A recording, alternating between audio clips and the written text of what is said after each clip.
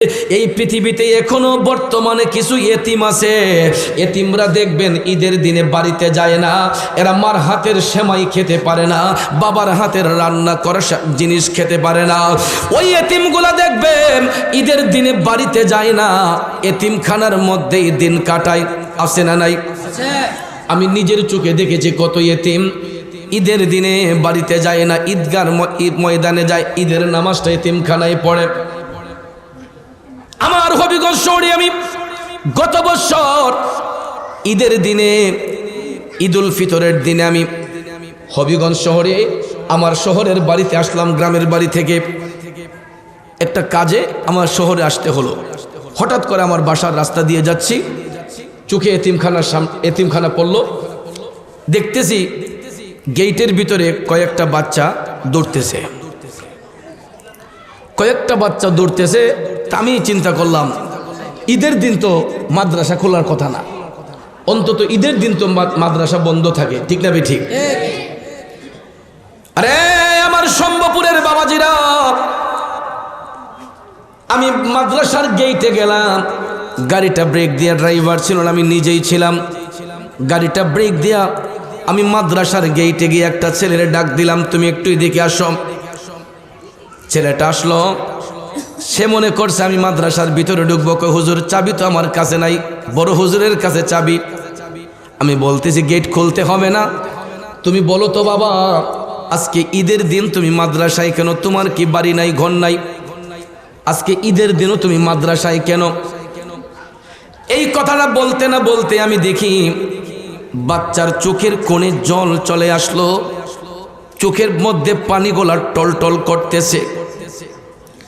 হঠাৎ করে আমি জিজ্ঞেস করলাম, বাবা তুমি কান্দো কেন? ওই ছেলেটা আমারে ডাক দিয়া কয়, হুজুর বাড়িতে গিয়ে যাবো কেমনে? আমার বাড়িতে তো মাও নাই, বাবাও নাই। হুজুর আমার বাড়িতে মাও নাই, বাবাও নাই, কার কাছে যাবো? তার চোখের পানি দেখা আমি নিজেকে সামলাতে পারি নাই, আমার চোখ দিয়েও টপ টপ করে পানি চলে আসলো। আমি ভাবলাম একটা গরিব মা বাবাও যদি হয়, ঈদের দিনে অন্তত তার সন্তানদের মাদ্রাসায় রাখে না, জাকাত ফিতরার টাকা দিয়ে হইল মা নিজের হাতে তার বাচ্চারে সেমাই মিষ্টান্ন খাওয়ায়, ঠিক কিনা কোন? ওরে যুবক বন্ধু, আমি দেখলাম ওই এতিম ছেলেটার চোখ দিয়ে পানি চলে আসলো। জিজ্ঞেস করলাম ঈদের দিনে তুমি কি সেমাই মিষ্টান্ন খাও নাই? কই হুজুর খাইছি। আমি বললাম কোথায়? কই বড় হুজুরের বাসা থেকে রান্না করে মাদ্রাসায় পাঠাইছে, বড় হুজুরের বাসা থেকে রান্না করে মাদ্রাসায় পাঠাইছে। আমরা এখানে 4-5 জন আছি হুজুর, আমরা এই সেমাই মিষ্টান্ন খাইছি। ওই 4-5টা ছেলেই বাড়িতে ঈদের দিনে যাই না, কারণ তাদের ঘরে মা নাই, বাবা নাই। এতিম হওয়ার কারণে সন্তানগুলা ঈদের দিনটা পর্যন্ত মাদ্রাসার মধ্যে থাকতে হয়েছে। আমার নবীর প্রেমিকেরা, এই জন্য ওই আজমির শরীফের মধ্যে খাজা গরিবে নওয়াজ ঈদের দিন তিনি নতুন জামা পইরা ঈদগার উদ্দেশ্যে রওনা হইলেন। হঠাৎ করে খাজা গরিবে নওয়াজ যাওয়ার পথে দেখতেছেন রাস্তার পারে একটা ছেলে কান্নাকাটি করতেছে। বয়সটা কি 13 কিংবা 14, বয়সটা তার 12-13, এরকম 14 বছরের ভিতরে। খাজা গরিবে নওয়াজ লক্ষ্য করে দেখলেন ছেলেটা কান্না করতেছে। ওই ছেলেটা ঈদগার ময়দানে যাচ্ছে না, রাস্তার মোড়ে বৈশাখ কান্না করে। আমার খাজা কেমন খাজা দেখেন, তিনি হাইটা হাইটা ওই ছেলেটার কাছে গিয়া বললেন, কিরে ভাই তুমি কান্দো কেন? এ তোমার চোখের মধ্যে জল কেন? আজকে এত আনন্দের দিন, ঈদের দিন, খুশির দিন, তুমি ঈদগার ময়দানে যাবা, খুশি হইয়া তুমি কান্না করতেছো কেন? তখন ওই আজমির শরীফের এতিম ছেলেটা আমার খাজা গরিবে নওয়াজকে জড়াইয়া দইরা হাউমাউ করে কান্দা শুরু করছে। ডাক দিয়া কই হুজুর আমি ঈদগাহর ময়দানে যাব না, আমি এখানে কান্না করতেছি, এখানে আমার মার কবর, বাবার কবর। আমি আমার মা বাবার কবরের পারে বৈশা কান্না করতেছি, কারণ আমার মা বাবা আমার নতুন জামা কিনে দিত।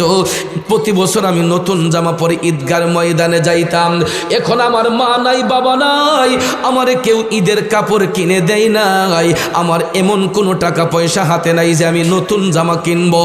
হুজুর, আমার মা বাবা দুনিয়াতে নাই, আমি এতিম। এই কারণে আমার দরদি হইয়া কেউ এই পর্যন্ত আমার খবর নেই নাই। আপনি এক পারসন এখন আইসা আমার খবর নিচ্ছেন আমি ঈদগার ময়দানে যাচ্ছি না কেন? তখন ছেলেটা খাজা বাবাকে ডাক দিয়া কই, হুজুর, হুজুর, আমি এই কারণে যাচ্ছি না, আমি একটা এতিম, আমার গায়ের মধ্যে নতুন জামা নাই। এই কথাটা শোনার পরে গো আমার খাজা মঈনুদ্দিন চিশতি টপ টপ করে চোখের পানি ছাইরা তিনি কান্না শুরু করে দিলেন। খাজা গরিবে নওয়াজ টপ টপ করে চোখের পানি ছাইরা কান্না শুরু করে দিলেন। ওই ছেলেটাকে জড়াইয়া ধইরা কান্না করে খাজা বাবা বলতেছেন, বাবারে তুই কান্দিস না, তুই কান্দিস না, তোর কান্নাই আকাশ বাতাস বাড়ি হয়ে যাচ্ছে। এ যুবক, তুমি কান্দো না। আমি মঈনুদ্দিন বেঁচে থাকতে তুমি কেন ঈদের নামাজ পড়বা না? অবশ্যই তোমার গায়ে নতুন জামা পরবা, অবশ্যই তোমার গায়ে নতুন জামা দেওয়া হবে। সঙ্গে সঙ্গে খাজা বাবা নিজের গায়ের কাপড়টা খুলিয়া, নিজের পরনের নতুন পোশাকটা খাজা বাবা খুলিয়া ওই এতিম ছেলের গায়ের মধ্যে জড়াইয়া দিলেন। হৃদয় সাজাইয়া রাখবো তোমায় শোয়াইয়া, আর কারো রে শুইতে দিতাম না রে খাজা বাবা, তোমায় পাইলে নয়নে নয়নে রাখিব, নয়নে নয়নে রাখিব রে খাজা বাবা, তোমায় পাইলে নয়নে নয়নে রাখিব। ঠিক কিনা বলেন? আমার খাজা মঈনুদ্দিন চিশতি, আমার খাজা বাবা কেমন মাপের আল্লাহর ওলি ছিলেন এবার চিন্তা করে দেখেন। তিনি এতিমের প্রতি সদয় হইতেন, এতিমের প্রতি দরদি হইতেন। আর আজকাল দেখা যায় ইহুদি খ্রিস্টানদের এজেন্ডারা এতিমের টাকাগুলা খাইয়া, এতিমের টাকা খাইয়া ইহুদি খ্রিস্টানদের দালালি কইরা আমার খাজা বাবার বিরুদ্ধে কথা বলে। আসেনি? কিছু কিছু বিয়াদব বলে খাজার দরবারে বলে গাজার আড্ডা। আরো জোরে কোন নাউজুবিল্লাহ। অন্তত আমি জানি ভৈরবের অনেক মানুষ আজমির শরীফ সফর করেছেন এবং করতেছেন। আমার আল্লাহ পাক রাব্বুল আলামিন আমি গুনাহগারকেও যাওয়ার সুযোগ করে দিয়েছেন। আমি খাজা বাবার দরবারে অসংখ্যবার গিয়েছি। আমি আজমির শরীফ ঘুরে দেখলাম কয়েক কিলোমিটার সীমানা, কয়েক কিলোমিটার এরিয়ার মধ্যে শুধু আতর গোলাপের গন্ধ। কয়েক কিলোমিটার এলাকা নিয়ে শুধু আতর গোলাপের গন্ধ। আপনারা আজমির শরীফ যারা গিয়েছেন তারা বুঝতে পারবে।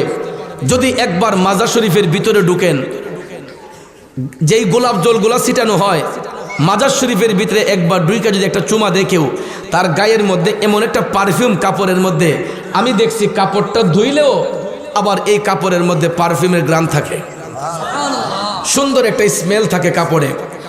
আর মুরুক্ষের দলেরা বলে খাজার দরবারে বলে গাজার আড্ডা। জোরে কর নাউজুবিল্লাহ। আমার বন্ধুরা, বাবাজিরা, আমার খাজা গরিবে নওয়াজের রওজা শরীফের মধ্যে আল্লাহ পাক আমাকে যাওয়ার সুযোগ করে দিয়েছেন। যারা গিয়েছে তারা বলতে পারবে, গাজা পাইবেন দূরের কথা, কয়েক কিলোমিটার এরিয়ার মধ্যে শুধু আতর গোলাপের গ্রাম, আতর গোলাপের গ্রাম। বন্ধুরে, কেমনে খাজা গরিবের বন্ধু দেখেন নিজের নতুন জামাটা খুইলা ঈদের দিনে, অথচ খাজা মঈনুদ্দিন নতুন জামা বানাইলেন নিজে নামাজ পড়ার জন্য। কিন্তু এতিমের প্রতি দরদি হইয়া আমার খাজা বাবা নিজের গায়ের কাপড়টা খুলিয়া ওই এতিম ছেলেটার গায়ে জড়াইয়া দিয়ে বললেন, আসো তুমি আমার সাথে ঈদগার ময়দানে যাবা। খাজা গরিবে নওয়াজ নিজে পুরাতন কাপড়টা গায়ের মধ্যে দিলেন, নিজে পুরাতন কাপড়টা গায়ের মধ্যে দিয়া ওই এতিম ছেলেটার গায়ের মধ্যে নতুন পোশাকটা পরাইয়া দিয়া খাজা গরিবে নেওয়াজ ওই এতিম ছেলেটারে হাতে দইরা যেমনি ভাবে বাবা তার ছোট্ট সন্তানকে হাতে দইরা ঈদগার ময়দানে নিয়ে যায়, খাজা গরিবে নেওয়াজ ওই ছেলেটাকে হাতে দইরা তিনি নিয়ে গেলেন ঈদগার ময়দানে। নিজের পাশে বসাইয়া ঈদের নামাজ যখন শুরু হলো ওই ছেলেটাকে সাথে নিয়ে খাজা বাবা ঈদের নামাজ পড়া সুন্দর করে তাকে আবার সাথে করে নিজের বাড়িতে নিয়ে আসলেন। আমার খাজা গরিবে নেওয়াজ আপন হুজরাতে নিয়ে আইসা নিজের ঘরে তৈরিকৃত যেই সেমাই মিষ্টান্ন তৈরি করা হয়েছিল, খাজা গরিবে নেওয়াজ চামিচ হাতে নিয়ে ওই ছেলেটার মুখের মধ্যে বাবা যেরকম সন্তানরে মায়া করে, মা যেরকম সন্তানরে মায়া করে মুখে সেমাই তুলে দেয়, মিষ্টান্ন তুলে দেয়, আমার খাজা বাবা ওই এতিম ছেলেটার প্রতি সদয় হইয়া তার মুখের মধ্যে সেমাই মিষ্টান্ন যখন তুলে দিলেন, বাচ্চাটা খায় আর চোখের পানি চাইরা কান্দে, কয় হুজুর আমার মা বাবা দুনিয়া থেকে চলে গেছে, আমার আফসোস নাই, কিন্তু আপনার মতো একজন মহান ব্যক্তি আমার পাশে থাকলে আমি মনে করি আমার আর কোনো কিছুর অভাব নাই। আল্লাহু আকবার, ইয়া রাসূলুল্লাহ। কলিজারই কোন দিয়া রাঙা চোরণ দুয়াইয়া, কলিজারই কোন দিয়া রাঙা চোরণ দুয়াইয়া, মাতার কেশো মইছা দিতাম রে খাজা বাবা তোমায় পাইলে নয়নে নয়নে রাখিব,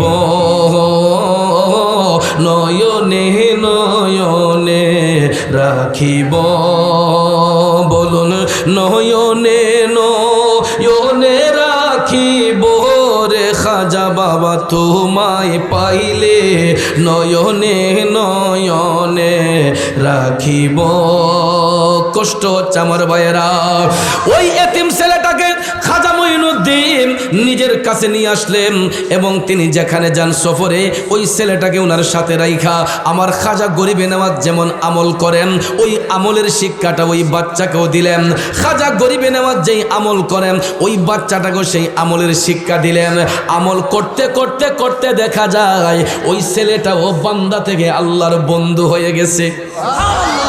এই জন্য কবি কন তুমি পরশ আমি লোহা দেখিবারে পাই, ও মুর্শিদ দেখিবারে পাই, ওরে পরশের কিরণে লোহা দয়াল পরশের কিরণে লোহা স্বর্ণ দেও বানাই গো মুর্শিদ, এই ভিক্ষা চাই তোমার প্রেমাগুনে আমায় পুইরা করো সাই, আমি এই ভিক্ষা চাই খাজা বাবা, এই ভিক্ষা চাই তোমার প্রেমাগুনে আমায় পুইরা করো সাই। খারাপ লাগতেছে বাজার মুরব্বীরা গ্রামের বাসায় বলে সৎসঙ্গে স্বর্গবাস ও সৎসঙ্গে সর্বনাশ, ঠিক না বেটে? সঙ্গ যদি ভালো হয় একটা খারাপ ছেলেও ভালো হইতে সময় লাগে না, সঙ্গ যদি খারাপ হয় ভদ্রগরের ছেলেটাও খারাপ হইতে সময় লাগে না, ঠিক না বেটে? এই জন্য যুবক ইহুদি খ্রিস্টানদেরকে বন্ধু বানাবো না, আমরা বন্ধু যদি বানাইতে হয় আল্লাহর ওলিদেরকে আমাদের বন্ধু বানাইব, আল্লাহর ওলিদের সঙ্গে আমরা উঠা বসা করব, ইহুদি খ্রিস্টানদেরকে আমরা ইনসাল্ট করব, তাদেরকে আমরা ফাঁস কাটিয়ে চলব, আর একজন ইমানদার আরেকজন ইমানদারদেরকে বন্ধু বানাইবে, ঠিক কিনা কোন? দেখেন ইমানদারের বৈশিষ্ট্যটা কেমন হয়। আমার খাজা বাবা এরকমভাবে ওই এতিম ছেলেটারে অন্ধপথ থেকে যখন আলুর পথে নিয়ে আসলেন, আনার পরে আমার খাজা গরিবে নেওয়াজ প্রতিদিন তিনি আজমির অভিমুখে সফর করতেন, আজমিরের রাস্তা দিয়ে তিনি আনা সাগরের পাড় দিয়া প্রতিনিয়ত চলাফেরা করতেন। হঠাৎ একদিন চলাফেরা করতে যাইয়া হিন্দুস্তানের তখন একজন বাদশা ছিল, তার সুন্দর একটা ফুলের বাগান ছিল। কিসের বাগান? অনেক সুন্দর একটা বাগান ছিল। ওই বাগানের ভিতরে একটা পানির হাউস ছিল, হাউসটাও অনেক সুন্দর, পানিটা অনেক পরিষ্কার পানি। আল্লাহু আকবার কোন? আমার খাজা বাবা ওই বাগানের মধ্য দিয়ে প্রবেশ করলেন। হঠাৎ করে তিনি দেখতেছেন খুব সুন্দর একটা পানি দেখা যায় পানিটাও খুব সুন্দর ফটফটে পরিষ্কার। আমার খাজা বাবা কাউকে জিজ্ঞেস না করে, কাউকে না জিজ্ঞেস করেন, তিনি হাউজের কাছে যাইয়া পানিটা সুন্দর পবিত্র পানি দেখা যাচ্ছে। আমার খাজা গরিবে নেওয়াজ ওই পানিটা দিয়ে তিনি উজু গোসল করলেন। সুবহানাল্লাহ খান। ওই পানি দিয়া আমার খাজা গরিবে নেওয়াজ তিনি উজু গোসল করলেন। গোসল এবং উজু শেষ করিয়া, উজু গোসল শেষ করিয়া এই হাউজের পারে দাঁড়াইয়া খাজা গরিবে নেওয়াজ কেবলামুখী হইয়া তিনি 2 রাকাত তাহিয়াতুল উযু আদায় করলেন। কয় রাকাত? আমরা তো মনে করি যে জুম্মার দিনে মনে হয় শুধু তাহিয়াতুল উযু নামাজ পড়তে হয়, কিন্তু না, মুমিনদের বৈশিষ্ট্য হলো তারা যতবার উযু বানাইবে শুকরানা স্বরূপ 2 রাকাত তাহিয়াতুল উযু এটা আদায় করবে। এটা মুস্তাহাব, কথা কোন ঠিক কিনা? এটা নফল, নফল ইবাদত। তো ভাইয়ার আমার, বন্ধুরা আমার, 2 রাকাত তাহিয়াতুল উযু এটা আদায় করবেন। কারণ এটা মনে রাখবেন যে ফরজ ইবাদতের মাধ্যমে গুনাহ মাফ হয়, আর নফল বন্দেগীর মাধ্যমে বান্দা আল্লাহর ওলি হয়। ফরজ ইবাদতের মাধ্যমে বান্দার গুনাহ মাফ হয়, নফল বন্দেগীর মাধ্যমে বান্দা আল্লাহর ওলি হয়। বাজানো, আল্লাহর বন্ধু যারা হয়, আল্লাহর ওলি যারা হয়, এরা ফরজ ওয়াজিব সুন্নত দূরের কথা, একটা মুস্তাহাব আমলও আল্লাহর ওলিগণ বাদ দেয় না। মুমিন ব্যক্তি যারা হয় এরা একটা মুস্তাহাব আমলও বাদ দেয় না। সুবহানাল্লাহ গণ। আমার খাজা বাবা ওই হাউজের পানি দিয়া উযু গোসল করে তিনি 2 রাকাত তাহিয়াতুল উযু আদায় করে খাজা গরিবে নেওয়াজ তিনি মধুর কণ্ঠে এখানে বৈশা কোরআন শরীফ তেলাওয়াত করতেছেন। কোরআন শরীফ পাঠ করা ভালো না খারাপ? কোরআন শরীফ পড়লে লাভ হয় না লস হয়? কেমন লাভ হয়? অর্থ বইজা কোরআন যদি কেউ পড়তে পারে ওই ব্যক্তির চোখের জ্যোতি বৃদ্ধি হয়। অর্থ যদি নাও বুঝেন, মহব্বতে কোরআন যদি কেউ পাঠ করে তখন তার চোখের জ্যোতি বৃদ্ধি হয়, চোখের মধ্যে অ্যালার্জি রোগ হয় না। কারণ আল্লাহর কোরআনের এত পাওয়ার, যেই ব্যক্তি কোরআন শরীফ বুঝে শুনে পড়ে, অর্থ সহ বুঝে পড়তে পারে, ওই ব্যক্তি কখনো তার চোখের জ্যোতি নষ্ট হবে না, চোখের জ্যোতি কখনো কমবে না। আমার খাজা গরিবে নেওয়াজ মঈনুদ্দিন চিশতি তিনি মধুর কণ্ঠে কোরআন শরীফ তেলাওয়াত করতেছেন। খাজা বাবা যখন কোরআনে পাকের তেলাওয়াত করতেছেন, এমন সময় দেখা যায়, একটু পরেই দেখা যায় একটা শোরগোল ভাব। ওই বাগানের বাদশা বাগানের ভিতর প্রবেশ করবে। তার আগমনের বার্তা শুইনা বাগানের যত মালি ছিল সবাই একটা শোরগোল সৃষ্টি করছে, বাদশা আসতেছে, বাদশা আসতেছে। খাজা গরিবে নেওয়াজ তখনও তাদের দিকে তাকান নাই। আমার খাজা বাবা কোরআন শরীফ তেলাওয়াত করতেছেন, কিন্তু অন্য মানুষগুলা সবাই উঠাচলা করতেছে, একটা শোরগোল ভাব যে বাদশাকে রিসিভ করার জন্য সবার মধ্যে একটা আনন্দ উল্লাস, সবাই একটা থমথমে পরিস্থিতি, সবাই তাকে রিসিভ করার জন্য গেল। এক পর্যায়ে দেখা যায় ওই বাগানের বাদশা সে বাগানের ভিতরে আইসা প্রবেশ কইরা সে যখন তাকাইয়া দেখতেছে আমার খাজা গরিবে নেওয়াজ হাউজের পারে বইসা কোরআন শরীফ তেলাওয়াত করতেছেন, তখন ওই বাদশা তো আর বুঝতেছে না যেটা কোরআন শরীফ পড়তেছে নাকি মন্ত্র পড়তেছে। তো বাদশা মনে করতেছে খাজা বাবা মনে হয় কোনো মন্ত্র পাঠ করতেছেন। তখন সে বাদশা রাগ করে বলতেছে যে এই লোকের এত বড় স্পর্ধা, আমার বাগানের ভিতরে আমার অনুমতি ছাড়া ঢুইকা আবার মন্ত্র পড়তেছে, সে নিশ্চয়ই আমার বাগান তার জিম্মায় নেওয়ার জন্য এরকম কোনো মন্ত্র পাঠ করতেছে। এত বড় সাহস তাকে কে দিল? বাগানের মালিগুলাকে সার্চ করতেছে এবং তাদেরকে ধমকাচ্ছে যে তোমাদের এত বড় সাহস হলো কেন? তোমরা কার অনুমতিতে এই লোকটাকে বাগানের ভিতর ঢুকতে দিয়েছো? নাউজুবিল্লাহ কর। এবং ওই বাদশা রাগান্বিত হয়ে কয়, যেই হাউজের পানি আমি ব্যবহার করি আমার অ্যাবসেন্সে এই পানি তো কেউ ব্যবহার করার কথা নয়, এই লোকের এত বড় সাহস, আমার আগে ওই পানির মধ্যে হাত দিয়া পানিটা ব্যবহার করলো, তাকে এই মুহূর্তে এই বাগান থেকে ধাক্কা দিয়ে বের করা হোক। জোরে কর নাউজুবিল্লাহ। আমাকে আপনাকে যদি কেউ এরকম অপমান করত, আমরা প্রতিবাদ করতাম না? কথা বলেন, করতাম না? কিন্তু ইমানদাররা কখনো রাগান্বিত হয় না, কারণ তিনটা জিনিস মানুষকে ধ্বংসের দিকে ঠেলে নেয়। একটা হলো লোভ, একটা হলো ক্রোধ, একটা হলো হিংসা। লোভ ক্রোধ হিংসা যার মধ্যে থাকবে ওই ব্যক্তি কখনো সফলতার দ্বার প্রান্তে পৌঁছবে না। লোভ ক্রোধ হিংসা যার মধ্যে থাকবে ওই ব্যক্তি কখনো সফলতার দ্বার প্রান্তে পৌঁছবে না, সে আল্লাহর বন্ধু হতে পারবে না। যার মধ্যে লোভ ক্রোধ হিংসা এই তিনটা জিনিস কাজ করবে ওই ব্যক্তি কখনো সে আল্লাহর বন্ধু হতে পারবে না। এই জন্য আমার খাজা বাবা এতগুলা কথা শোনার পরেও আমার খাজা বাবা একটু রাগান্বিত হন নাই। যখন বাদশা রাগান্বিত হইয়া বলেই ফেললো তাকে এখান থেকে ধাক্কা দিয়ে বের করা হোক, এই কথাটা শোনার সঙ্গে সঙ্গে খাজা গরিবে নেওয়াজ শুধু একটু বাদশার দিকে তাকাই একটা মুস্কি হাসি দিছিলেন। বাদশা বকতেছে, আমার খাজা বাবা হাসতেছে। বাদশা খাজা গরিবে নেওয়াজকে বকতেছে, খাজা গরিবে নেওয়াজ তার দিকে তাকাই একটা মুস্কি হাসি দেওয়ার সঙ্গে সঙ্গে ওই বাদশা দাঁড়ানো ছিল, সে সঙ্গে সঙ্গে অজ্ঞান হইয়া গেছে, সেন্স হারা হয়ে গেল, অজ্ঞান হয়ে যাওয়ার পর সঙ্গে সঙ্গে সবাই একটা হট্ট গন্ডগোল সৃষ্টি হয়ে গেছে। কি ব্যাপার, এটা কেমন লোক? বাদশার দিকে তাকানোর সঙ্গে সঙ্গেই বাদশা অজ্ঞান হয়ে গেছে, নিশ্চয়ই ওই ব্যক্তি কোনো মন্ত্রপাঠ করছে, কারণ ওরা তো কুফরি কালামে বিশ্বাসী, ঠিক না ঠিক? এরা কুফরি কালামে বিশ্বাসী, এরা খাস কালামে বিশ্বাসী নয়, কথা কোন ঠিক না ঠিক? তারা মনে করছে খাজা গরিবে নেওয়াজ কোনো কুফরি কালাম করছেন, এই জন্য একটা হট্ট গন্ডগোল সৃষ্টি করছে যে এই লোকের এত বড় সাহস, বাদশারে মনে হয় বান মারছে, বাদশার দিকে চাওয়ার সাথে সাথেই বাদশা অজ্ঞান হয়ে গেছে।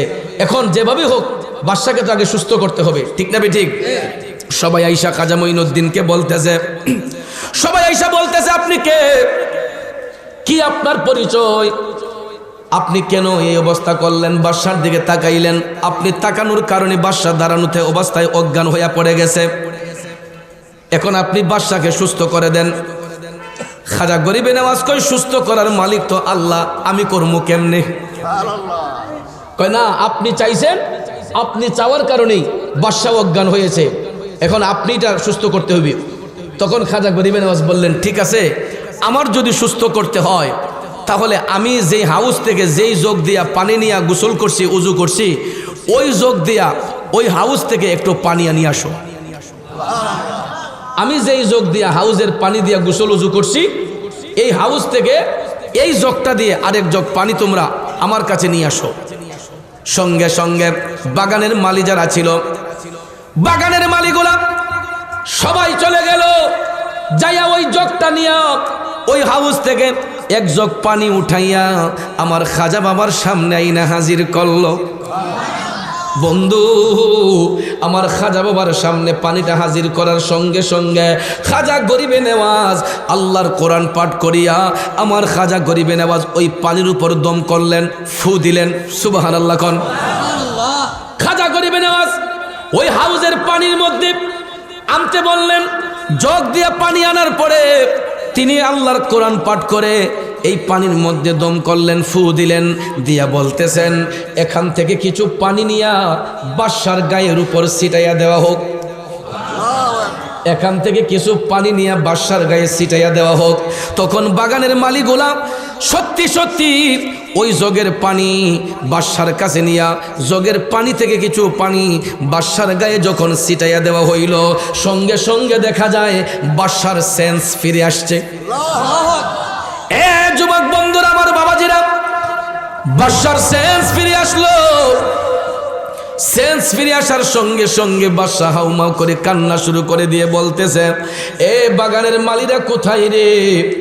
একটু আগে আমি যেই লোকটাকে ধমকাইছিলাম উনাকে সসম্মানে আমার সামনে তোমরা হাজির করো। একটু আগে যেই লোকটারে আমি বকাবকি করছিলাম, ধমকাইছিলাম, উনি সাধারণ কোনো ব্যক্তি নয়, উনারে তোমরা সসম্মানে আমার সামনে নিয়ে আসো। সবাই যাইয়া বাগানের মালিকগুলা আবার খাজা বাবার কাছে যাইয়া বলতেছে, হুজুর, বাদশা বলছে আপনাকে সসম্মানে নেওয়ার জন্য, মেহেরবানি করে আপনি তশরিফ রাখেন। খাজা গরিবে নেওয়াজকে সুসম্মানে সম্মান দিয়া ইজ্জত দিয়া যখন বাদশার সামনে হাজির করা হইল, বাদশা দুইটা হাত জোর করিয়া আমার খাজা বাবার পায়ের মধ্যে পইরা গেছে। আরো জোরে কন্যা সুবহানাল্লাহ। দয়াল মুর্শিদ কি নাম জপলে পাবো তোমারে দয়াল খাজাও, কি নাম জপলে পাবো তোমারে। খারাপ লাগতেছে রে আমার শম্ভুপুরের বাবাজিরা। বলতেছিলাম কি ওই লোকটা এখন খাজা বাবাকে বকাবকি করছিল, সে কিন্তু বাগানের বাদশা হওয়া সত্ত্বেও দেখা যায় আমার খাজা বাবার পায়ের মধ্যে ফইরা কয় হুজুর আপনি যখন আমার দিকে তাকাইছেন আমি তখন দেখতে পাইলাম আকাশ থেকে যেন দুইটা বড় ধরনের পাথর আইসা আমার গায়ে ধাক্কা লাগতেছে। হুজুর আপনি যখন আমার দিকে তাকাইলেন আমি দেখতেছি আসমান থেকে দুইটা পাথর আইসা আমার গায়ের মধ্যে পড়তেছে। আমি যখন অজ্ঞান হয়ে গেলাম, সেন্স হারা হয়ে গেলাম, আমি স্বপ্নে দেখতেছি হুজুর কে যেন আইসা বলতেছে আপনি মহিউদ্দিন। হুজুর কে যেন আইসা বলতেছে আপনি মহিউদ্দিন। হুজুর আপনার কাছে আমি তওবা করতে চাই, আপনি এই মুহূর্তে আমার কালেমা পড়াইয়া মুসলমান বানান। আরো জোরে কন্যা সুবহানাল্লাহ। মুর্শিদ আমার রংমহলে আগধুয়ারে পারাদার, তাই তো আমি সইয়া থাকি সংবাদ লই না দুনিয়ার। দেখেন আল্লাহর ওলি যখন চিনে ফেলল তখন বাদশাহী ছাড়ার জন্য প্রিপারেশন নিল।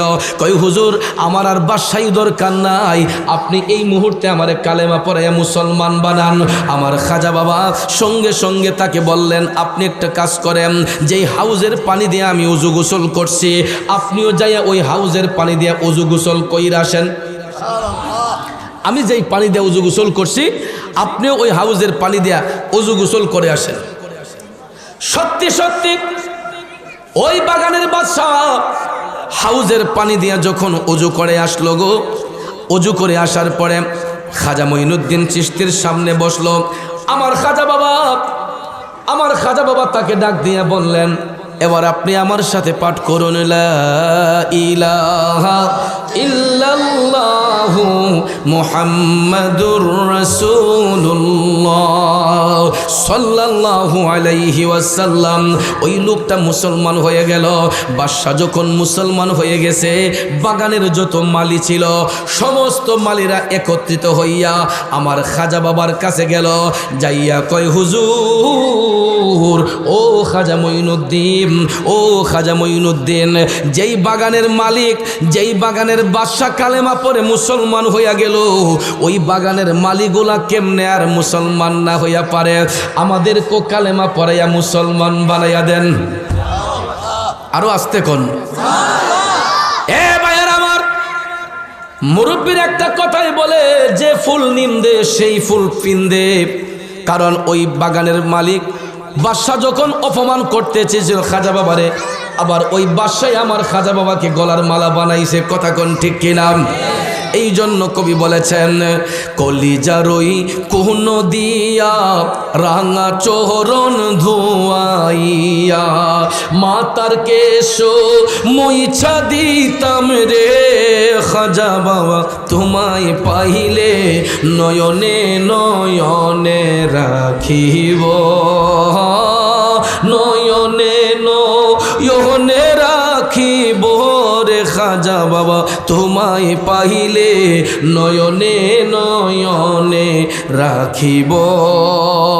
একটা জবানও বন্ধ রাখবেন না, চিৎকার মেরে বলুন ইয়া ওয়ালি আল্লাহ। এ আমার শম্ভুপুরের বাবাজিরা, বলতেছিলাম কি ওই বাগানের মালিকগুলা আমার খাজা বাবার কাছে যাইয়া বলতেছে হুজুর বাদশা যেখানে মুসলমান হয়ে গেছে আমরা বাদ থাইকা লাভ কি, আমরা বাকি থাইকা লাভ কি? আমাদেরকে কালেমা পড়ায় মুসলমান বানাইয়া দেন। খাজা গরিবে নেওয়াজ তখন ওই বাগানের যত মালি ছিল তাদেরকে বললেন তোমরাও যাইয়া ওই হাউজের পানি দিয়ে উজু গোসল করে আসো। সবাই যখন পবিত্রতা হাসিল করে আসলো খাজা গরিবে নেওয়াজ তাদেরকে কালেমা পড়াইয়া মুসলমান বানাইয়া দিলেন। বলুন মুসলমান বানাতে গিয়া আমার খাজা বাবা কাউকে আঘাত করছেন? কারো উপর টর্চারিং করছেন? কাউকে গালমন্দ করছেন? কিন্তু ভাইয়ার আমার আজকাল দেখা যায় ইসলাম রক্ষার জন্য কিছু কিছু ভাইয়ের আমার এরা নিজের ফায়দা, ইসলামের স্বার্থে নয়, নিজের ফায়দার জন্য দেখবেন অনেক সময় হাতের মধ্যে বাঁশের লাঠি নিয়েও মারামারি করে, খুন খারাপি, মার্ডার পর্যন্ত করে। আসেনি? ইসলাম মারামারি পছন্দ করে না, ইসলাম কাটাকাটি পছন্দ করে না, ইসলাম শান্তির ধর্ম, ইসলাম হচ্ছে মানবতার ধর্ম। যেটা ইমানদারগণ তাদের আমল এবং তাকওয়া দিয়ে, ইমান এবং তাকওয়া দিয়ে আল্লাহর ওলিগণ এই কাজ করেছেন। কথাগণ ঠিক না বেঠিক? একমাত্র ইমান এবং নেক আমলের মাধ্যমে আত্মা শুদ্ধ করে আল্লাহর ওলিদের জবান থেকে যখন আল্লাহ শব্দ বের হয়েছে, এটা বুলেটের মতো কাজ করছে। কথাগণ ঠিক না বেঠিক? আল্লাহর ওলিগণ আল্লাহ বলে ডাক দিলে আসমান পর্যন্ত কম্পিত হয়ে গেছে। কথাগণ ঠিক না বেঠিক? এই জন্য ভাইয়ার আমার খাজা গরিবে নওয়াজ ওনার আমল এবং তাকওয়া দিয়ে, নেক আমল এবং তাকওয়া দিয়ে, ইমানি শক্তি দিয়া এরকম 10 জন 20 জন 10 জন 20 জন করে কালেমার দাওয়াত দিয়া মুসলমান বানাইতে বানাইতে প্রায় 99 লক্ষ হিন্দুকে মুসলমান বানাইয়া আজমির শরীফের মধ্যে আরাম করেছেন। খাজা গরিবে নওয়াজ থাকা অবস্থায় ওনার জীবদ্দশায় তিনি 99 লক্ষ হিন্দুরে মুসলমান বানাইয়া আজমির শরীফের মধ্যে শুয়ে আরাম করছেন। বর্তমানেও খাজা বাবার উসিলায় ভারতবর্ষে প্রায় 40 কোটির উপরে মুসলমান বাস করতেছে। আল্লাহু আকবার বলেন। খাজা বাবার উসিলায় 40 কোটির উপরে মুসলমান বাস করতেছে সেই হিন্দুস্তানের মধ্যে। কিন্তু এটার পিছনে সবচেয়ে বড় অবদান হচ্ছে আমার আতে রসুল খাজা গরিবে নওয়াজ মাইনুদ্দিন চিশতি রহমাতুল্লাহ আলাইহির। চিৎকার মেরে কি মারহাবা বলবেন না? তাহলে ওই খাজার গোলামি করতে চাই কি চাই না? এই জন্য দেখবেন আশেকরা, প্রেমিকরা কয় কেউ ফিরে না খালি হাতে, খাজা তোমার দরবারে, মুর্শিদ তোমার দরবারে গো, খাজা তোমার দরবারে, কেউ ফিরে না খালি হাতে, খাজা তোমার দরবারে। অনেক বাইরা দেখবেন এই কথাটাকে বেদাতের ফতোয়া দেয়, শিরিকের ফতোয়া দেয়। ঠিক না বেঠিক? কই এই কথা যারা বলে এটা নাকি বেদাত করছে, শিরিক করছে। কিন্তু বাইরা আমার আহলে সুন্নাত ওয়াল জামাত কোনো শিরিক বেদাতে যায় না। কথা কোন ঠিক কিনা? দেবার মালিক খাজা বাবা নয়, দেবার মালিক আল্লাহ। ওসিলা হচ্ছেন আল্লাহর ওলি খাজা। দেবার মালিক গাউসুল আজম নয়, দেবার মালিক আমার আল্লাহ। ওসিলা হচ্ছেন হুজুর গাউসে পাক। দেওয়ার মালিক আল্লাহ, ওসিলা হচ্ছেন আমার খাজা বাবা। দেওয়ার মালিক আল্লাহ, ওসিলা হচ্ছেন বাবা শাহজালাল। দেওয়ার মালিক আল্লাহ, ওসিলা হচ্ছেন বাবা শাহফরান। দেওয়ার মালিক আল্লাহ, ওসিলা হচ্ছেন আল্লাহর ওলিগণ। কথা কোন ঠিক কিনা? ওসিলা বানানো জায়েজ আছে না নাই? ওসিলা তাল্লাশের শিক্ষা দিয়েছেন কে? আল্লাহ রাব্বুল আলামিন কোরআন শরীফে স্পষ্ট করে বলতেছেন, ইয়া আইয়ুহাল্লাযীনা আমানুত্তাকুল্লাহা ওয়াবতাগু ইলাইহিল ওয়াসিলা। আল্লাহ কয়, হে আমার ঈমানদারগণ, ইত্তাকুল্লাহা, যদি তোমরা আমি আল্লাহর ভয় অন্তরে রাখতে চাও, ওয়াবতাগু ইলাইহিল ওয়াসিলা, তোমরা ওসিলা তালাশ করো। ওসিলা বা মানা নবী মুহাম্মদ রাসূলুল্লাহ সাল্লাল্লাহু আলাইহি ওয়াসাল্লাম এবং নবীর আসহাব সাহাবায়ে আজমাইন, তবে তাবিন, আইম্মে মুজতাহিদিন, ওলি আব্দাল গাউস কুতুব অদ্যাবধি পর্যন্ত যারা হচ্ছেন ওনারা হচ্ছেন ওসিলার মাধ্যম। কথাগণ ঠিক না ঠিক? ওনারা হচ্ছেন ওসিলা মাধ্যম। কারণ দেখবেন জুমার দিনে মসজিদে গিয়া ইমাম সাহেব হুজুরের কাছে টেহাদি দিয়া, হুজুর আমার আব্বা নাই আম্মা নাই, একটু দোয়া করেন। তো আব্বা আম্মার কবর আযাব মাফ করবেন কে? টাকা দিয়ে দিছি কারে? এখন সিধে সিধি কইছে না, বেদাত হইছে না? কারণ আব্বা আম্মার কবরে আযাব মাফ করবো আল্লাহ, কিন্তু শুক্রবারে কুই সুন্দর করে মুট করে গিয়া হুজুরের টেহাদি দিয়া, হুজুর আব্বা নাই আম্মা নাই, একটু খাস করে দোয়া করেন, তাইলে মাফ করবেন কে? টাকা দিছি কার কাছে? তার মানে এখানে কি বেদাত হইছে? কারণ আল্লাহ কবুল করবে হুজুর, পীর, মুর্শিদ, ওসিলা মাত্র। কথা কোন ঠিক না বেঠিক? কারণ হুজুরকে কেন হাদিয়া দিলাম, পিসা হুজুরকে কেন হাদিয়া দিলাম, বক্তাকে কেন হাদিয়া দিলাম? যে হুজুর আমার আব্বার জন্য একটু দোয়া করবেন। আর ওনাকে দেওয়ার কারণ হলো আমরা মনে করি যে ইমাম সাহেব হুজুর একজন আল্লাহওয়ালা ব্যক্তি, উনি একজন নামাজি মানুষ, পরহেজগার মানুষ, আমাদের মহল্লার নেতা, আমাদের মহল্লার ইমাম। সেই হিসেবে ওনাকে ভালো মানুষ জানিয়া, একজন মুমিন ব্যক্তি জানি না, ইমানদার ব্যক্তি জানি না, আমরা ওই ভালো মানুষটার শরণাপন্ন হয়েছি যে হুজুর আপনি দোয়া করলে হয়তো আল্লাহ কবুল করবে, আমার আব্বার লাগে একটু দোয়া করেন। কথা কোন ঠিক না ঠিক? কিন্তু ভাইয়ের আমার, পীর মুর্শিদ আলেম ওলামা ওসিলা মাত্র, কবুল করার মালিক কে? খাজা গরিবে নওয়াজ তিনি ওসিলা মাত্র, দিবেন তো আমার আল্লাহ। খাজা গরিবে নওয়াজ ওসিলা, তিনি যে গরিবের বন্ধু। দেখেন আল্লাহর ওলিগণ শুধু দুনিয়া থেকে সাহায্য করে না, আল্লাহর ওলি যারা হয় এরা ওফাতের পরও তাদের কারামতি শক্তি আরো 70 গুণ বৃদ্ধি হয়। আল্লাহর ওলিরা দুনিয়াতে থাকতে যেমন কারামত থাকে, ওফাতের পরে এটা 70 গুণ বৃদ্ধি হয়। আল্লাহর ওলিদের যে কারামতি পাওয়ার দুনিয়াতে থাকতে যতটুক থাকে, ওফাতের পরে এটা আরো 70 গুণ বেড়ে যায়। তো আমার খাজা গরিবে নওয়াজ দুনিয়াতে থাকতে যেমন গরিবদেরকে সাহায্য করছেন, সহযোগিতা করছেন, তিনি ওফাতের পরেও আজমির শরীফে শুয়ে শুয়েও আমার খাজা বাবা গরিবদেরকে সহযোগিতা করেছেন। আরেকটা ওয়াকিয়া শুনেন, খাজা গরিবে নওয়াজের এলাকায় একটু দূরে এক গরিব মানুষ 500 টাকার জন্য তার মেয়ের বিবাহের কাজ সমাপ্ত করতে পারছে না। কত টাকা? মাত্র 500 রুপির জন্য তার মেয়ের বিবাহের কাজ অসমাপ্ত। এখন অনেকের কাছে গিয়ে চাইলো, অনেকের কাছে চাইলো, সবাই কয় নাই। আজও পর্যন্ত দেখবেন যদি কেউ কাছে গিয়ে করজায় হাসান হাসান হাওলাত, যেমন 1 মাসে লেগে 15 দিনে লেগে যে ভাই আমার 20,000 টাকা দাও, বিপদে উঠছি, এমন টুটফুট ঠুকাই কব আও এমন হালি কোনো সময় হচ্ছে না। ঠিক না বেটি? নিজের আপন চাচতো ভাই, জেঠতো ভাই, ফুফাতো ভাই, হ্যাঁ নিজের আপন বড় ভাইয়ের কাছেও গিয়া যদি কোন যে ভাই আমারে 20,000 টাকা দাও, 10,000 টাকা দাও করে বাইরে, এমন হালি তো কোনো সময় হচ্ছে না। এমন হালি কোনো সময়, হারে তুই তো কইসলি জায়গা মতো নই, 1 সপ্তাহ আগে পেলে না রে, হ্যাঁ 20 কেবের হোসে নাই ভাই, অথচ ব্যাংক ভর্তি টাকা আছে, আছে না?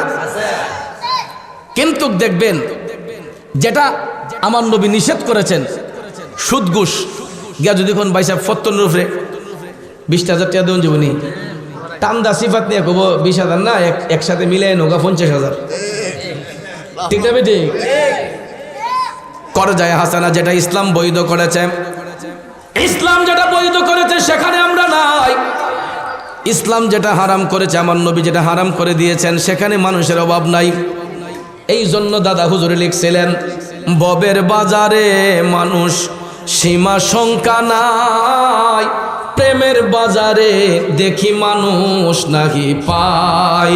ববের বাজারে মানুষ সীমা সংখ্যা নাই, প্রেমের বাজারে দেখি মানুষ নাহি পাই। কথা কোন ঠিক কিনা? বন্ধুরা আমার, বাবাজিরা, আচ্ছা বাচ্চাগুলো খুব ডিস্টার্ব করতেছে, এদেরকে একটু দমানোর চেষ্টা করেন, একটু দুরূদ শরীফ পড়েন, আর বাচ্চাদেরকে একটু স্লো থাকার জন্য বলেন এবং নীরবতা পালনের জন্য বলেন। তো দুরূদ শরীফ পড়েন, আল্লাহুম্মা সাল্লি আলা সাইয়্যিদিনা মুহাম্মাদ নাবি মাওলানা। আমার যুবক বন্ধুরা, বাবাজিরা, যেটা বলতে চেয়েছিলাম, খাজা গরিবে নওয়াজ আজমির শরীফে আরাম করছেন, তার অনতি দূরে একজন গরিব মানুষ 500 রুপির জন্য তার মেয়ের বিবাহের কাজ সমাপ্ত করতে পারে না। ওই লোকটা অনেকের কাছে গেল, যার কাছে যায় সে ওই অনীহা প্রকাশ করে দিতে চায় না, দিতে অস্বীকৃতি জানায়। এক পর্যায়ে ব্যর্থ হয়ে গেল। তখন লোকটা ভাবলো, শুনলাম কেউ ফিরে না খালি হাতে খাজা গরিবে নওয়াজের দরবারে, খাজা বাবার দরবার থেকে কেউ খালি হাতে ফিরে না। যেহেতু খাজা গরিবের বন্ধু, আমার মনে হয় আমার মতো গরিব যদি খাজার দরবারে যাই, সেখানে গেলে হয়তো এই টাকার ব্যবস্থা হয়ে যেতে পারে, যে কোনো উসিলায় হইতে পারে না ভাইয়ার আমার। তখন লোকটা হাইটা হাইটা সে রওনা হইল আজমিরের দিকে। যাইতে যাইতে যাইতে যাইতে সে খাজা বাবার দরবারে গিয়ে হাজির হইছে। এমন সময় সন্ধ্যা গনিয়ে গেল। সন্ধ্যা গনিয়ে যাওয়ার পরে ওই ভদ্রলোক খাজা বাবার দরবারে যাইয়া রেওয়াজত বন্দেগী শুরু করলো। আমার মৌলারে ডাকতে ডাকতে ডাকতে সারাটা রাত পার করলো। সারাটা রাত পার করার পরে সকালবেলা ঘুম থেকে উঠার পরে কয়, কিরে শুনলাম খাজা নাকি গরিবের বন্ধু, একটা বারও তো কোনো সারা শব্দ পাইলাম না, টাকা দিয়ে পাইলাম না, তো বন্ধুই লোক কেমনে? খাজার দরবারে না কেউ খালি হাতে ফিরে না, তো এখানে দিয়ে কিছু নাই। আজকে সারাটা দিন কানলাম, রাত কানলাম, কিচ্ছু পাইলাম না। একদিন চলে গেছে, কজাক আজকেও দেখি ট্রাই করে। দ্বিতীয় দিন আবার কান্না শুরু করলো। কানতে কানতে কানতে দ্বিতীয় রাতটাও পার করলো। সকালবেলা কই কিরে আজকেও দ্বিতীয় রাত কান্না করলাম, কোনো সারা শব্দ পাইলাম না। খাজা নাকি গরিবের বন্ধু, এটার তো কোনো প্রমাণ নাই। এরকম ভাবে একদিন নয়, 2 দিন নয়, টানা 3 দিন 3 রাত কান্না করল। 3 দিন 3 রাত খাজা বাবার দরবারে পইরা কান্নাকাটি করলো ওই গরিব মানুষটা। চতুর্থ দিনের বেলায় কয়, কে বলছে খাজা গরিবের বন্ধু? শেখ গরিবের বন্ধু হইতে পারে না, এর মতো খাজা আমার লাগতো না। নাউজুবিল্লাহ। যার দরবারে আজকে 3 দিন ধরে কান্না করতেছি, কোনো কিছু পাইতেছি না, তাহলে কে বলছে খাজা গরিবের বন্ধু? আমি একটা গরিব মানুষ, আজকে 3 দিন ধরে এখানে কান্না করতেছি, তার কোনো সারা শব্দ নাই, তার মতো খাজার আমার দরকার নাই। তার হাতের মাঝে একটা চাবুক ছিল, এই চাবুক দিয়া ঠাস ঠাস করে 3 বাড়ি মারছে খাজা বাবার মাজার শরীফের উপরে। জোরে কর নাউজুবিল্লাহ। 3টা বাড়ি দিয়া কয়, তোর মতো খাজা আমার দরকার নাই করে বের হইয়া গেছে। মেন গেটটা দিয়া যাওয়ার সময় গো, এমন সময় দেখা যায় আউলা কেসে পাগল বেশে, আউলা কেসে পাগল বেশে ফেরারি হইয়া ছদ্মবেশ ধারণ করে একজন পাগল ওই গরিব লোকটারে ডাকতেছে, হে আল্লাহর বান্দা এদিকে আসো। ডাক দেওয়ার সঙ্গে সঙ্গে আসলো।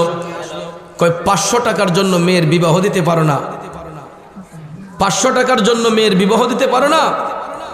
তখন এই লোকটা অবাক হয়ে গেছে। কয় কি রে, আমার মনের কথা তো আমি এই পর্যন্ত কারো কাছে ব্যক্ত করি নাই, এই পর্যন্ত আমি কাউকে বলি নাই যে 500 টাকার জন্য আমার মেয়ের বিবাহ আটকা। আমি তো এই এলাকার ভিতরে কোনো মানুষের সাথে পরামর্শ আলোচনা করি নাই, এই লোকে জানলো কেমনে? সঙ্গে সঙ্গে ডাক দিয়া কয়, হে আল্লাহর পাগল, কে তুমি? তুমি জানো কেমনে আমার মেয়ের বিবাহের জন্য 500 রুপির প্রয়োজন? কয়া যখন গায়ের চাদরে হাত দিল, দেওয়ার সঙ্গে সঙ্গে চাদরটা গায়ে থেকে সরে গেল। সরে যাওয়ার সঙ্গে সঙ্গে দেখা যায় ওই পাগলের পিঠের মধ্যে 3টা বাড়ির আঘাত ফুইলা রইছে। কয়টা? 3টা বাড়ির দাগ লাল হয়ে আছে পিঠের মধ্যে। বন্ধুরা আমার, বাবাজিরা রে, তখন ওই লোকটা, গরিব লোকটা টপ টপ করে চোখের পানি চাইরা কান্না শুরু করছে। ওরে আল্লাহর পাগল, কার এত বড় স্পর্ধা? তোমার পিঠের মধ্যে 3টা আঘাত করেছে। তোমার মতো একটা মানুষ, তুমি তো কারো ক্ষতি করো নাই, তুমি তো নীরবে নিস্তব্ধে বসে আছো। তোমার মতো পাগলের ক্ষতি করলো কে? অথচ নিজেই ফিল্ম করছে। কথা কোন ঠিক না ঠিক? এখন সে আপসেট হয়ে গেছে যে এই কাম করলো কেডা। কিন্তু ভাইয়ের আমার, আমরাও দেখবেন এই সমাজের মধ্যে কিছু কিছু মানুষ ফকির পাগল দেখলে আমরা তামসা করি, আছে না? আচ্ছা, কি দরকারটা লাগছে এই লোকটারে ডিস্টার্ব করার? একটা পাগল, সে যদি আউলাকে সে পাগল বেশি ঘুরে, সে তো আমার কাছে 10 টাকা চাইতেছে না, আমার কাছে খাবারও খুঁজতেছে না, তার ভাবে সে ঘুরতেছে, সে কি খাইতেছে, কি করতেছে না করতেছে, আমরা এটা খবর নেওয়ার দরকারটা কি? এবং আমাদের কাছে অনেক সময় পাগলরা মানুষ বুঝতেও চায়। কিন্তু আমি দেখেছি কিছু কিছু ভাই, আমাদের সুন্নি ইউটিউবার ভাই না, আমার এই ভাইগুলা না, অন্য ইউটিউবার কিছু কিছু ভাই আছে, এরা কামই হয়েছে গিয়া এই সমস্ত পাগলদেরকে নিয়ে ডিস্টার্ব করা, পাগলদেরকে ডিস্টার্ব করা। দেখবেন ইউটিউব ফেসবুকের মধ্যে কিছু কিছু আপনার ইউটিউবার ভাই আছে, এরা দেখবেন এই পাগলদেরকে গিয়া এদেরকে হাইলাইট করার জন্য, এদের বদনাম করার জন্য এরা গিয়ে ডিস্টার্ব করে। আপনারা বলেন, এই পাগল কি বলছে ইউটিউবার ভাইকে যে আমারে ভিডিও করেন, আমারে প্রচার করেন? কিন্তু দেখবেন কিছু কিছু ব্যক্তি আছে, আমার এই ইউটিউবার ভাইরা না, এরা অনেক ভালো, এরা সুন্নিয়ত প্রচার করে, এরা ওয়াজ মাহফিল প্রচার করে, কোনো অপসংস্কৃতির প্রচার করে না, ঠিক কিনা বলেন? এবং এগুলোর মধ্যে আমাদের সুন্নি ওয়াজগুলো খুঁজে পাইবেন। কিন্তু কিছু কিছু ইউটিউবার আছে, এরা দেখবেন মজা নেওয়ার জন্য, তাদের ভিউয়ার্স বাড়ানোর জন্য, আর আমাদের দেশে ইহুদি খ্রিস্টানদের শুরুটে। তো ওইখানে আমি আমার গাড়িতে গ্যাস নেওয়ার জন্য আমি গাড়ি ব্রেক দিছি, রাত্রে 2:30 থেকে 2:45 হবে। তো হঠাৎ করে দেখি একটা পাগল পিঠে একটা গাইড আমারে কয় 10 টাকা দিস না, অথচ আমি একজন হুজুর মানুষ, আমারে দেখা তুই বে করিয়া কইতেছে, এই আমার 10 টাকা দিস না। তে যেমনে কইছে আমি এমনি তার 10 টাকা দিলাম। পাগলটা একটা গরুনটি দিয়ে আইসা আমারে কয়টা টাকা মুঠ কইরা দিয়া কয়, নে রেখা দে, খরচ করিস না। 2012 সালে আমার নিয়ে খরচ করিস না। তখন আমি দিছি তারা 10 টাকা। তখন খালি মুইটার দিকে দেখছি, আমার আবার কইছে আমি খরচ করতাম না, খুলতাম না। তা আমি আইডিয়া করছি এখানে 3 থেকে 350 টাকা হবে, 3 থেকে 350 টাকা হবে আইজো পর্যন্ত। এটা আমার ব্যাগে আমি রাখি, আমি এই টাকা খরচ করি না। 2012 সালে আমারে দিছিল এই টাকাটা, আমি এখনো আমার ব্যাগের মাঝে আমি রাখছি। আমি সব সময় ইডারে এই প্রায় সময় আমি এই টাকাটারে চুমা দিই, প্রায় সময় আমি ইডারে চুমা দিই, কারণ এটা আমার লক্ষ্মী, এটা আমার লক্ষ্মী, এই জন্য আমি এটারে প্রায় সময় চুম্বন করি। কিন্তু চিন্তা করলাম যে পাগলে নিল 10 টাকা, আমারে দিল কত টাকা, তার মানে বোঝা গেল সে টাকার লোভী না। কথা কোন ঠিক না ঠিক? এরপরে আমি এই টাকাটি দেওয়ার পরে সে যখন চলে যাইতেছে, আমি গ্যাস নিয়ে টাকাটা দিয়া আইতে আইতে অন্তত 10টা চক্কর দিলাম বিশ্ব রোডের মোড়ে। এই পাগলটা আইজো পর্যন্ত পাই না, আইজো পর্যন্ত পাইলাম না বাবা। তাইলে চিন্তা করেন তো, আল্লাহর পাগল যারা হয়, আল্লাহর পাগল যারা হয় তাদের কোনো ঠিকানা নাই, এরা এক এক সময় এক এক জায়গায় বিচরণ করে। কথা কোন ঠিক না ঠিক? এই জন্য কবি বলছেন, আল্লাহর পাগল যারা ঘর বাড়ি সারা, জিকির বানাইছে তারা গলার মালা, দমে দমে আল্লাহ বসিয়া নিরালা, জপিলে হবে রে তোর মন উজালা। ঠিক না বেটে? আরে পীর ফকির যারা দালান কোটা সারা, পীর ফকির যারা দালান কোটা সারা, ঘুমায় না তারা প্রেমেরই কারণ, দমে দমে আল্লাহ বসিয়া নিরালা, জপিলে হবে রে তোর মন উজালা। বাজানো, এই জন্য কখনো ফকির পাগলদেরকে নিয়ে তামাশা করতে নাই, এদের ভাবে এদেরকে চলতে দেন, এদেরকে ডিস্টার্ব করার কোনো প্রয়োজন নাই। ঠিক না ঠিক? আমরা হয়তো লেবাসদারি মানুষগুলা মনে করি যে এরা খারাপ নোংরা, কিন্তু ওই পাগলগুলা মনে করে আমরা নোংরা, কারণ সে তো নোংরা হয়ে সাজ্জা রয়েছে আমরা তাকে ডিস্টার্ব না করার জন্য। আর আমরা যে এই সুন্দর সুন্দর লেবাস পইরা দেখা যায় এক বেটার ওজনে কম দিতেছি, আমরা গিবত করতেছি, পরনিন্দা করতেছি, আরেক বেটার হক নষ্ট করতেছি, তাইলে এই কাপড় বিন্দা লাভ আসেনি? তাইলে তো আমরা দেখি এই লেবাসের চাইতে এই পাগলের চরিত্র অনেক ভালো। কথা কোন ঠিক না বেটে? এই জন্য ভাইয়ের আমার পায়ে হাত ধরে বলবো, কখনো রাস্তার পাগলদেরকে ডিস্টার্ব করবেন না। যদি মনে চাই তাদেরকে একটু অন্ন দিবেন, খাবার দিবেন, নজরানা দিবেন, কিন্তু তাদেরকে নিয়ে কখনো তামাশা করবেন না। খাজা গরিবে নেওয়াজ ছদ্মবেশ ধারণ করে, দেখেন আল্লাহর ওলিরা তো মরে না, আল্লাহর ওলিরা জিন্দা। উনি যখন 500 টাকা তাকে দিয়ে বললেন, নে 500 টাকা নিয়ে যা তোর মেয়ের বিবাহের কাজ সমাপ্ত কর, তখন কয় আল্লাহর পাগল কে তুমি? তোমার পিঠের মধ্যে 3টা বাড়ির দাগ ফুলে আছে, এত বড় সাহস কার তোমার পিঠের মধ্যে আঘাত করলো? তখন বন্ধুরা ওই গরিব ওই আল্লাহর ওলি, আল্লাহর মজ্জুব ব্যক্তিটা ডাক দিয়া কয়, একটু আগে একজন লোক আমার সাথে রাগ কইরা আমার পিঠের মধ্যে 3টা বাড়ি দিয়া রাগ কইরা বের হয়ে আইছে। তখন তো এই গরিব মানুষটার ভিতরে বাড়ি ভাইলো, আরে আসলে তো একটু আগে আমি না খাজা বাবার মাজার শরীফের উপরে 3টা বাড়ি দিয়ে আসছি, আসলে তো বাড়িগুলা মাজার শরীফের মাটিতে লাগে নাই, লাগছে তো আমার খাজা বাবার পিঠের মধ্যে। কথা কোন ঠিক না ঠিক? কারণ আল্লাহর ওলিরা মরানা জিন্দা। আল্লাহর কোরআন সাক্ষী দিচ্ছে, ওয়ালা তাকুলু লিমান ইউকতালু ফি সাবিলিল্লাহি আমওয়াত বাল আহইয়াউ ওয়ালাকিন লা তাশউরুন। আল্লাহ কয়, হে জগৎবাসীরা তোমরা শুনো, যারা আমি আল্লাহর পথে নিজের জীবনকে কোরবান করে, যারা আমি আল্লাহর পথে তাদের জীবনকে বিলিয়ে দেয়, তোমরা তাদেরকে মৃত বলিও না, বাল আহইয়াউ ওয়ালাকিন লা তাশউরুন, বরং এরা জীবিত, তোমরা তাদের সম্পর্কে জানো না। আল্লাহ কয় আমরা জানি না। আর টুন্না মোল্লারা কয়, অলিরা বলে মইরা ফুচ্চা গল্লা বলে শেষ। আল্লাহর অলিরা মরানা জিন্দা।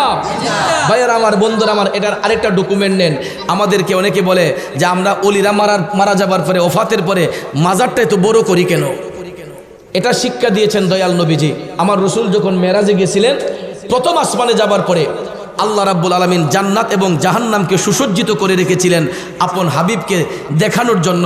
রসুল যখন জাহান্নাম দেখে জান্নাত দেখার জন্য যখন প্রবেশ করলেন, আমার রসুল জান্নাতে প্রবেশ করেই দেখতেছেন খুব সুন্দর একটা জান্নাতি ঘ্রাণ নাকের মধ্যে লাগতেছে। আর হঠাৎ করে রসুল দেখতেছেন এমন কিছু কিছু নূরের মহল দেখা যায়, এক এক বিশাল আকারের ঘর, এক একটা ঘরের ভিতর এক একজন লোক বসে আছে, এরা সুস্বাদু খাবার গ্রহণ করতেছে। আমার রসুল এটা দেখে মুস্কি মুস্কি হাসতেছেন। জিবরাইল আলাইহিস সালাম ডাক দিয়া কই, নবী গো, ইয়া রাসূলুল্লাহ, এই যে বড় বড় ঘর দেখতেছেন নবী গো, এইগুলা দুনিয়ার কোনো ঘর বাড়ি নয় নবী গো, এইগুলা আপনার মুমিন উম্মতের এক একটা কবর। আপনার উম্মতের মধ্যে রসুল যারা মুমিন, যারা ইমানদার, ওই দুনিয়াবাসীরা ওই মুমিন ব্যক্তিদেরকে যদিও দুনিয়া থেকে 3.5 হাত কবরে শোয়ায়, ফেরেশতারা প্রশ্ন করার পরে 40 কদম দূরে যাওয়ার সাথে সাথেই আল্লাহ তাআলা রহমতের ফেরেশতা পাঠাইয়া ওই মুমিন ব্যক্তিদের কবরটাকে নূরের একটা মহল বানাইয়া দেয়। 70 গজ প্রসারিত করে এক একটা মুমিনের কবর এক একটা নূরের মহল হয়। সুবহানাল্লাহ বলবেন না? এই জন্য ভাইয়ের আমার রসুল ওই শিক্ষা দেওয়ার কারণে যে মুমিনদের কবর যদি নূরের মহল হয়, তো আল্লাহর ওলিরা যদি দুনিয়া থেকে পর্দা করেন, তারা তো আল্লাহর মেহবুব বান্দা, মুমিন বান্দা, কথা কোন ঠিক না বেঠিক? যেই কারণে আমরা তাদেরকে দাফন করার পরে তাদের কবরের জায়গাটাকে একটু বড় পরিসরে আমরা রাখি। অনেক আশিক প্রেমিকরা জিয়ারত করে, কারণ আল্লাহর ওলিদের মাজার শরীফ এটা পবিত্র স্থান, কথা কোন ঠিক না বেঠিক? জিয়ারতের স্থান, এই জন্য আমরা ওই জায়গাটাকে সুন্দর করে একটু বড় পরিসরে রাখি।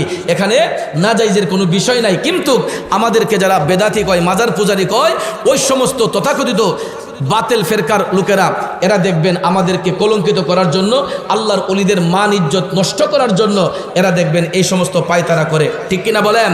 এই জন্য ভাইয়েরা আমার সব সময় ওই সমস্ত বাতিল ফেরকা থেকে আমাদের ঈমান আমলকে হেফাজতে রাখতে হবে, কথা বলেন ঠিক না বেঠিক? ওই সমস্ত বাতিল ফেরকা থেকে আমাদের ঈমান আমলকে হেফাজতে রাখতে হবে, কারণ এরা সব সময় শুরু থেকেই এরা আল্লাহর ওলিদের বিরুদ্ধে কথা বলে আসছে।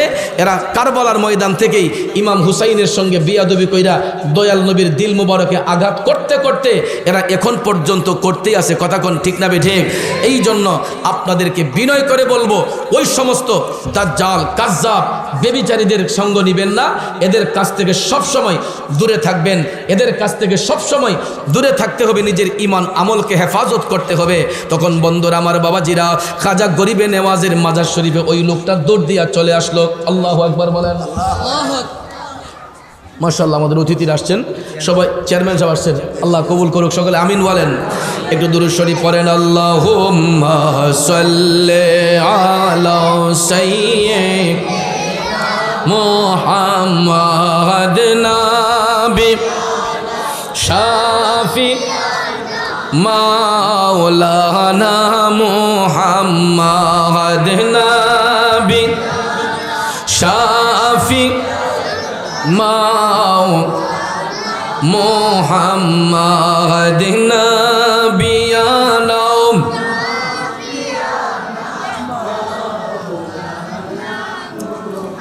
একটু মনোযোগ আমার বাবাজিরা, যেটা বলতে চেয়েছিলাম, ওই গরিব লোকটা চোখের পানি ছেড়ে কান্না করে একটা দৌড় দিয়া চলে গেছে খাজা বাবার মাজার শরীফে।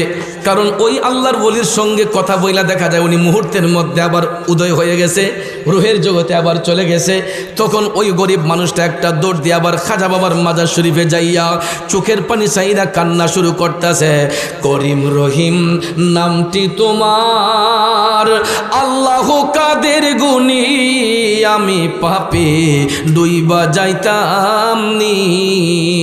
মৌলাজি তোমার রহিম নামটি থাকিতে আমি পাপে ডুইবা যাইতাম নি। জোরে কোন আল্লাহু আকবার। এই গরিব লোকটা কান্না শুরু করলো, কাঁদতে কাঁদতে কাঁদতে একদিন চলে গেল। সে আল্লাহরে ডাক দিয়ে কয়, আল্লাহ যতক্ষণ তোমার বন্ধু খাজার দেখা না পাইব ততক্ষণ পর্যন্ত আমি আর এই দরবার ছেড়ে যাব না। আল্লাহ যতক্ষণ তোমার বন্ধু খাজার দেখা না পাইব ততক্ষণ পর্যন্ত আমি এই দরবার ছেড়ে যাব না। এরকম ভাবে একদিন, 2 দিন, 3 দিন কান্না করার পরে 4র্থ দিনের বেলায় যখন দেখা গেল লোকটা এখান থেকে আর যাবেই না, তখন রাত নিশীতে তাহাজ্জুদের পূর্ব মুহূর্তে হঠাৎ করে আপন রওজা থেকে জিন্দা বলি খাজা বাবা হাত মুবারক বের করে ওই গরিব মানুষটার পিঠে হাত মারায় বলতেছেন, ওরে আমি মঈনুদ্দিনের মনে আর কোনো কষ্ট নাই, যা এবার তুই বাড়িতে যা, তোর মেয়ের বিবাহের কাজ সমাপ্ত করে আবার আসিস। যখন আমার খাজা বাবার দিদার যখন পাইল, ওই লোকটার তন্দ্রাচ্ছন্ন ভাব আসছিল। এমন সময় সে তন্দ্রাচ্ছন্ন ভাব হওয়াতে সে দেখতেছে জিন্দাওয়ালি খাজা বাবা হাত মোবারক বাড়াইয়া তার পিঠের মধ্যে হাত রেখে বলতেছেন, যা বাড়িতে যায় তোর মেয়ের বিবাহের কাজ সমাপ্ত কর, আবার আসিস। এই বলে লোকটা তাড়াতাড়ি চলে গেল তার বাড়ির মধ্যে, যাইয়া সত্যি সত্যি তার মেয়ের বিবাহের কাজ সমাপ্ত করে সে সব কিছু বিসর্জন দিয়া আবার আজমির শরীফে আইসা আমার খাজা বাবার গোলামি শুরু করে দিল। সুবহানাল্লাহ কোন। क्या तुमको बताओ कितने मकबूल नजर है ख्वाजा, सच पूछो तो मेरे दिल में मेरी जान जिगर है ख्वाजा, मेरी निगाहों में ख्वाजा का जलवा, ख्वाजा का जलवा अजीब है और कल भी रहेगा। नारे तकबीर, नारे रिसालत,